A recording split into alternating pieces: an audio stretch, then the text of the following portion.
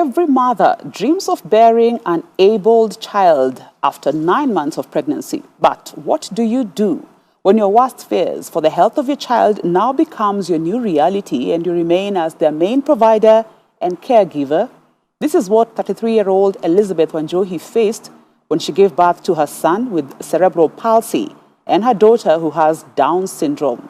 Our reporter Dolly Mwirigi Mbuvi spent a day with Elizabeth and shares this story.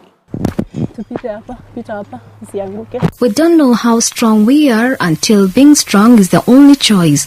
When Elizabeth gave birth to her children, she had no idea they were in for a lifelong commitment to intensive care. Wow.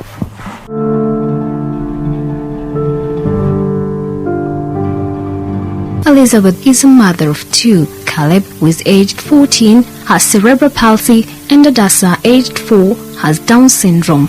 This is the life of Elizabeth, a formerly trained dressmaker who has now become a stay-home mom. Kazi sijawahi pata kazi siwekangi kazi. Juu kwanza sasa akiwa mkubwa hivyo, ukianza kuitaitwa nyumbani, unafutwa, ukiachia mtu wanateseka. Caleb's father left when he was only 3 months. He had lost hope of ever having a normal child. It was at the moment that Elizabeth knew she was on her own in the parenthood journey. Wakati alizaliwa hakulia. So that is one sign ya mtoto amepata brain damage. Because mtoto was supposed kulia the first 4 seconds. So yeye hakulia, so daktari akaniambia amepata brain damage na atamuangalia in like anamuona after every 2 weeks anamrudisha clinic. So at 2 months ndio daktari akaniambia akona cerebral palsy. So naye nilianza therapy akiwa na 3.5 months. Caleb began moving around using a wheelchair for 2 years. At 6 years of age, she had regained his motor senses and began walking. The boy hakuwa na matumaini yoyote ya kuishi, because even the doctor had told us that itakuwa 50-50. Kuishi, kutembea, nini. And I thank God alituambia tu venye iko. Juu mpaka saa hizi nimeona watoto wengi wako na cerebral palsy na wengi wao bado wako kwa wheelchair. Caleb alikaa kwa wheelchair only like 1-2 years. So mzee hakuwa na hiyo nguvu ya kuvumilia. So he left when the baby was small and when we needed him most. Okay, osha hapa basi. Osha hapa.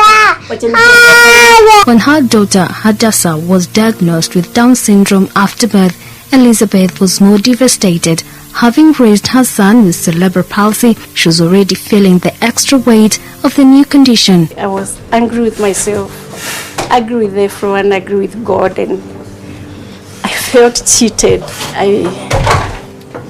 All that. I didn't know tunaanza wapi. Okay, I had walked the journey again with Caleb, but you see the conditions are different. So I did not even know what to expect. All I know is that I was angry and frustrated, and I didn't even want to go home with her. Alikuwa nataka kumwabandon kwa hosi. The father to her daughter did not see the child after he got to hear of the condition of his daughter. The dad alikuja kumwona hospitali. Akakuja akanikuta sina mtoto kwa ward. Akaniuliza mtoto wako wapi? So mimi nikamwambia mtoto wako nasali. Niambia why? Nikamwambia amezaliwa na condition. Amezaliwa with Down syndrome. So akaniuliza Down syndrome ni nini? Nikamwambia anguko kwa simu yake, andike tu Down syndrome itakuja. Hata because I didn't even have strength ya kumwelezea.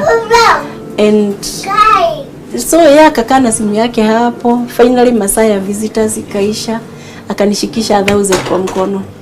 Na akaniambia ati Elizabeth, hebu fikiria sana na uchunguze ni kwa nini Mungu anakupea watoto kama hao. And that was the end of the marriage.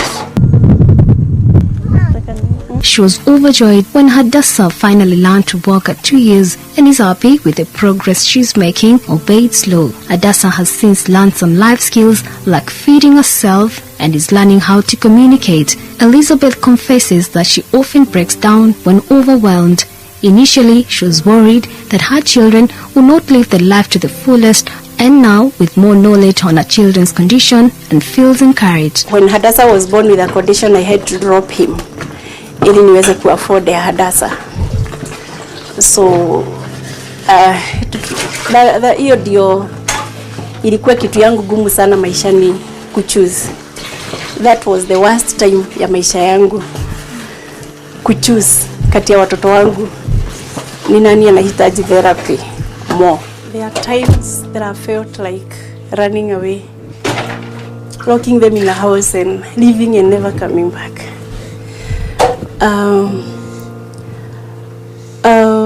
Maisha yangu imekuwa ni kama ni mimi mlemavu, and many of the times I feel like I have become a victim of their conditions, because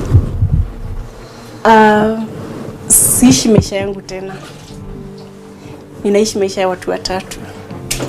Like ni watu wenye hawatakuambia kitu ya maana, hata ukiwauliza kitu hakuna kitu anakuambia ina make sense. Hata ukiacha, tuseme umeacha kama kikombe hapa, it is either uikute hapo ama ukute imevunjwa. So lazima uwafikirie wamekasirika kwa nini. Ndio wamekuja wamekasirika, ni kwa nini wamekasirika? Lazima ufikirie walikuwa wapi, wamefanywa nini. Na saa zingine inabidi ucall mtu, walifanywa nini. So mnakosana na watu, like umeachia mtu, watoto wamekuja wako hivi. So wewe ni kama una right hata kuuliza, hata kama umeachia mtu mtoto, Hadassah is still on diapers. Ukimwacha na ulikuwa umeacha diapers na mtoto amechomeka, hauna right hata ya kuuliza kwa nini amechomeka, kwa nini nini. Uliniachia mtoto mlemavu, ulikuwa unataka nifanye nini na wao? For the last few months, Elizabeth has been preparing meals for the men working at the nearby construction site to make a living. However tiresome the struggle, Elizabeth says she's grateful that she's able to earn a living that can cater for family needs and especially the medication for her 2 children. They are created in God's image, nasi wakosoi. But every day I pray that tomorrow will be better and brighter. And I have this hope that one day Mungu ataniondolea the sufferings and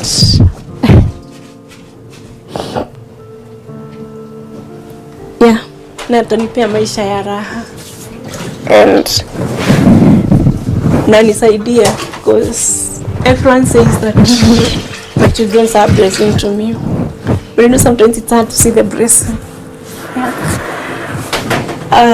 Watu watakuja watakwambia maneno, but it's you living that life. Pastors will come and pray for the conditions to irreversike. And if it doesn't reverse, waku judge, hauna faith. But I know that some things it's only God and God alone. We cannot force them.